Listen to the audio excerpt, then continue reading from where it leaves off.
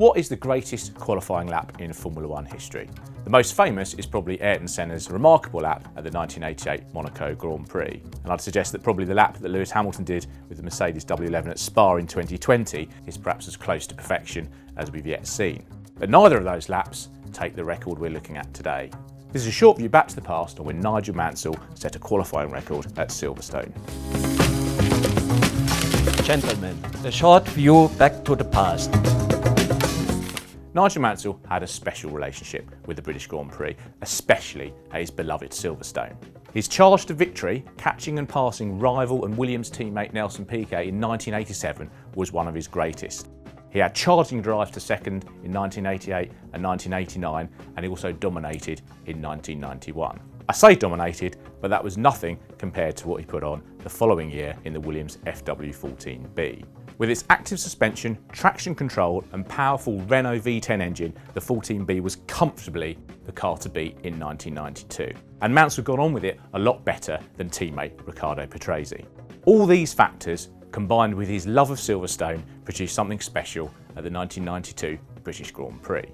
Mansell's pole position lap was 1 minute 18.965 seconds, an average speed of 148 miles an hour. But they're not the most remarkable stats. It was 1.9 seconds faster than Patrase's best and 2.7 seconds faster than third place man Ayrton Senna's McLaren.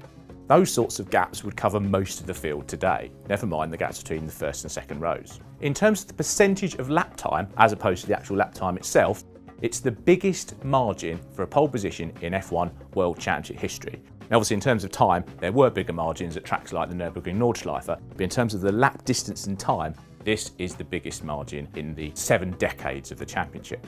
Mansell was 2.43% ahead of Patrese. Now to put that into some sort of context, the lap I mentioned earlier at Spa, Lewis Hamilton was only 0.505% ahead of teammate and second place man Valtteri Bottas, and in 2022 most of the gaps are normally between 0.1 and 0.3%, so that gives you an idea of how big 2.4% is as a gap at the front of the field. Williams data shows that Mansell spent 65% of the lap at full throttle.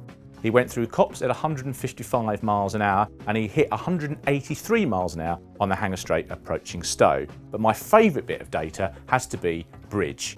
Mansell went through Bridge at 170 miles an hour. Now Bridge is one of the great lost corners of Formula One in my opinion, and if you ever get a chance to go and have a look at it at Silverstone, you will really struggle to believe how anything could go through at 170 miles an hour. It's narrow, you have to forget the Abbey chicane that's before it. It was a flat out blast through Abbey, through Bridge. It was an awesome sight to witness. Senna and Hamilton would almost certainly be ahead of Mansell in a great debate about F1's qualifiers.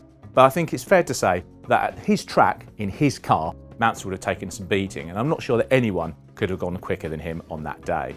For the record, Mansell completed the first lap of the Grand Prix 3.3 seconds clear of the field. His fastest lap was 1.8 seconds faster than anyone else, that was Michael Schumacher's Benetton, and he crossed the line nearly 40 seconds clear of the rest. It's probably fair to say that it wasn't one of the classic British Grand Prix in terms of a close race, but the thousands and thousands of British fans that were there probably didn't care. Given how close modern Formula One is, it seems unlikely that Mansell's record will be broken anytime soon.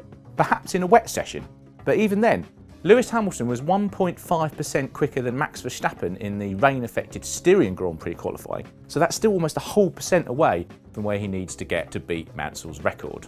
This is a benchmark that could last for many, many years. If you like this video, please click the like button and subscribe, and do let us know if there are any other stories you'd like us to take a look at. And be sure to check out other great videos on Motorsport TV.